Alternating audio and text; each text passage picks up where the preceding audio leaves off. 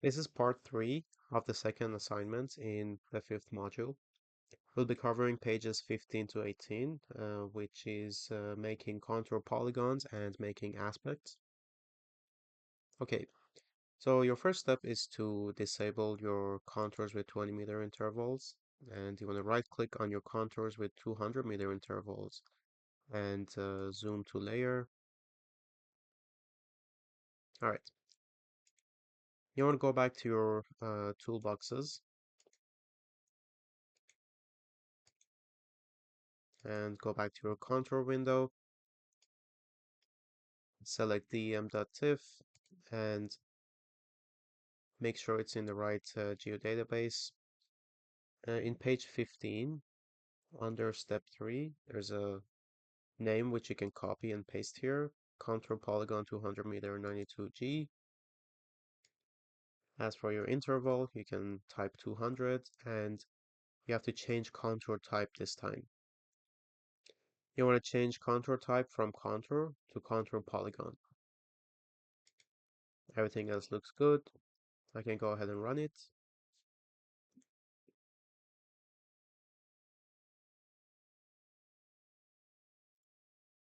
All right, now we can see our map is transformed into this. If I turn off the contour lines, we can see it better.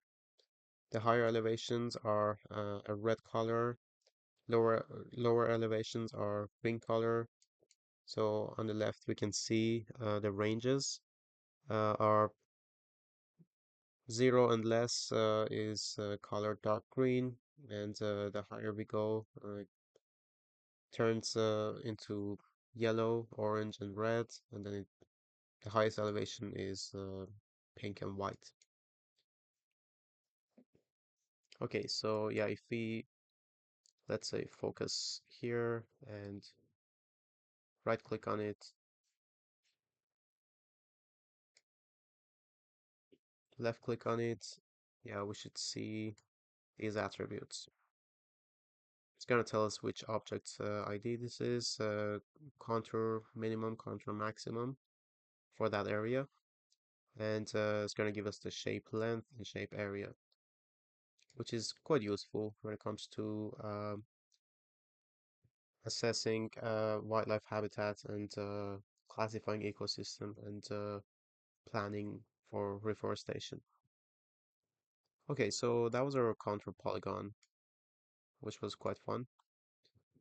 Now, in order to create our aspects, you have to go back to our toolboxes and just above contour, um, we have aspect, which you can select.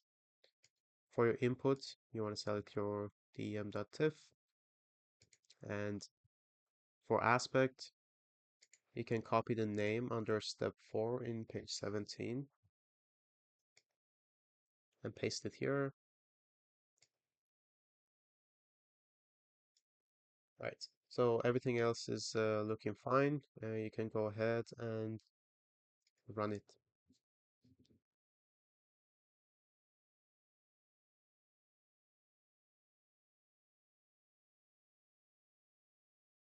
Now, if I turn off my contour polygons, I can see the aspect.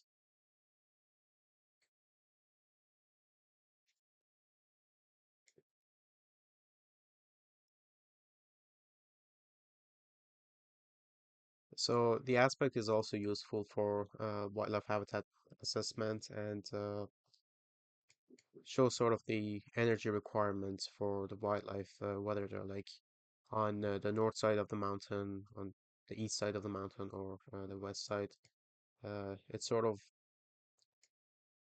uh, similar to where the sun is shining to the landscape. Okay, this is the end of part 3. I'll see you guys in part 4.